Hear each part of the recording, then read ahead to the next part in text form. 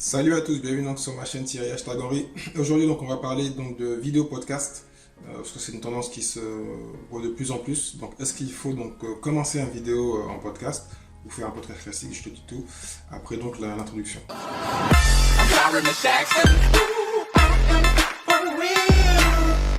Donc comme tu le sais donc moi j'ai deux podcasts et donc j'ai deux podcasts classiques on va dire. J'ai réfléchi dernièrement à savoir ce que je vais passer en vidéo, parce que je vois la tendance un peu anglo-saxonne, c'est quand même de là où, pas de là que vienne le podcast, mais c'est là où ça marche, entre parenthèses.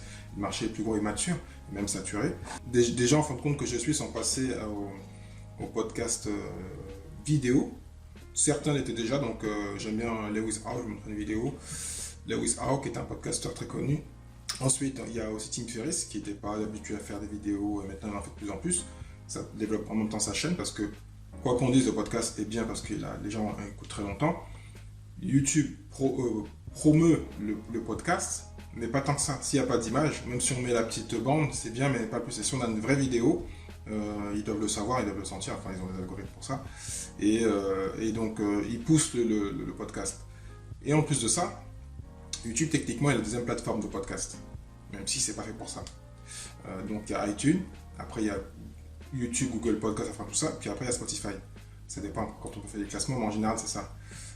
Et Spotify, pareil, quand ils ont fait le deal avec Joe Rogan, j'en ai parlé sur mon podcast et sur ma vidéo, Joe Rogan, qui est un podcast vidéo, qui est l'un des podcasteurs les plus connus dans les 10 premiers, et même hier je crois, la semaine dernière, j'ai lu un article où il était classé dans les meilleurs podcasteurs, enfin en chiffre d'affaires ou je ne sais pas quoi, par IAB et par... je mettrai donc le lien, une étude d'enquête, anglo-saxonne, dont j'ai oublié le nom comme par hasard, et donc il le classait comme le meilleur podcasteur. Donc, après, en France, on a plutôt une tendance où dans le classement des podcasts, quand on va sur Spotify ou ailleurs, les 100 premiers podcasts, il y a très peu de podcasts vidéo, quasiment pas. Donc, nous, on est toujours un peu différents. Est-ce qu'il faut automatiquement suivre ce podcast-là, cette idée-là? Moi, je dirais que si on peut le faire, si on a envie de le faire, si on a envie de montrer la tête, parce que beaucoup de podcasteurs n'ont pas envie de montrer leur tête, et n'ont pas envie de, comme là, je me suis habillé simplement, mais si je voulais, je mettais pas, parce que là je suis pas coiffé, tomber la casquette, mais je mets pas la casquette, je me rase pas, je peux créer du contenu, c'est un travail en plus, la vidéo, donc si on peut le faire, on a envie de le faire, et on a en plus une tête qui passe bien, ça peut être aussi un petit plus, hein. Ça peut être intéressant. Après, ça peut être gênant. Moi, par exemple, je n'aime pas trop même si j'en écoutais les podcasts, Bigger Podcast, c'est un podcast d'immobilier aux États-Unis, Real Podcast Bigger, bon, je mettrai le lien, où les gens, en fin de compte, s'interviewent et donc il y a le petit truc Zoom là. J'en ai écouté un petit peu, j'ai regardé un petit peu, mais je suis pas fan. Rapport, je trouve que c'est pas terrible. On vous met en face à face vraiment avec la personne et avoir un beau cadre, si possible, une belle technique vidéo. S'il n'y a pas ça, je trouve que ça peut être intéressant, mais à un moment, c'est ennuyant, quoi. Voilà. Vraiment, faut après.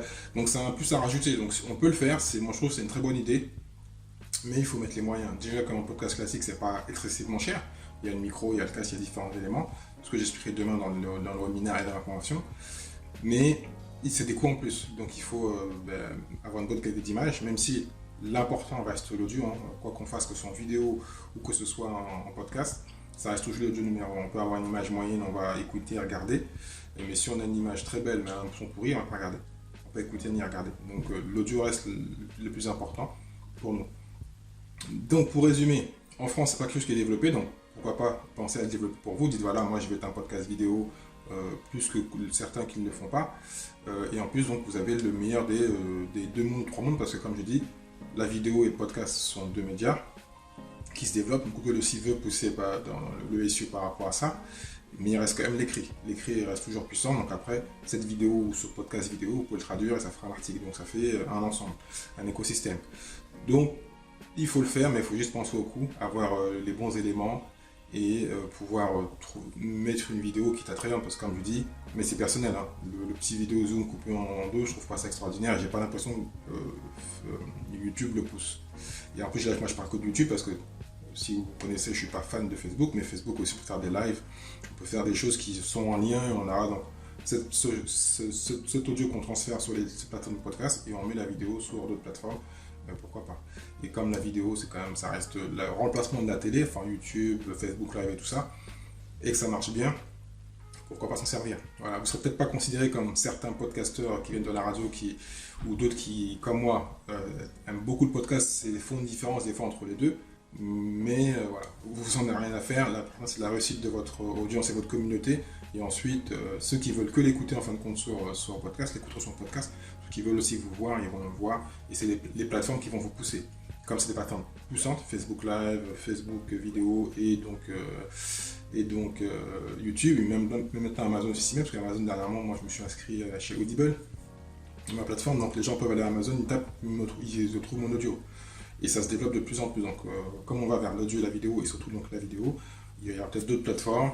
Spotify le fait déjà sur téléphone. Hein. Joe Rogan, j'ai écouté moi une fois sur téléphone. Sur la télé, il n'y a pas. Mais sur téléphone, on en a. Donc, pourquoi pas. Donc, tu as mon avis. Si tu es disponible demain, donc viens à mon webinaire. On va parler un peu de tout ça, donner des conseils par rapport au marché, par rapport à mon expérience, par rapport à ce qui se fait, simplement un podcasting. Et puis sinon, donc, n'hésite pas à poser des questions dans les commentaires si tu as des questions, si toi tu veux donc aussi développer un podcast. Je suis là donc pour t'aider. Je te dis à demain. Ciao, ciao.